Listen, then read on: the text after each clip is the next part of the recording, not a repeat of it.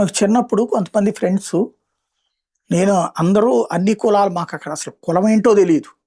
మేమందరం కలిసి తిరిగేవాళ్ళం, ఆడుకునేవాళ్ళం. నాన్ వెజ్ తినమని ఇచ్చేవాళ్ళు.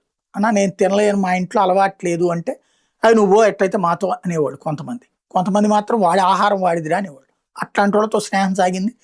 తినను అన్నందుకు దూరమైనటువంటోళ్ళు ఉన్నారు. అప్పుడు బాధనిపిచ్చేది.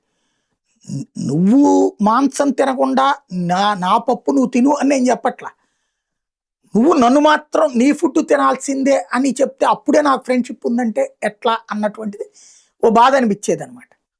ఇప్పుడు ఇదెందుకు చెప్పాల్సొస్తుందంటే, మాల్వికా శర్మ ఎవరైతే యాక్ట్రెస్ తాజాగా ఫిల్మ్ ప్రమోషన్ కోసం కేరళ వెళ్తే "మీరు బీఫ్ తింటారా?" అని అడిగారు.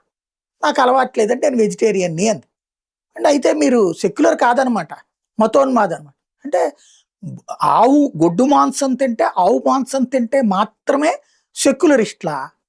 ఇది అక్కడ కేరళలో బుద్ధి ఈ తరహా జర్నలిస్టులు ఎవరు అనేది ఎవరికాళ్ళు అర్థం చేసుకోవచ్చు.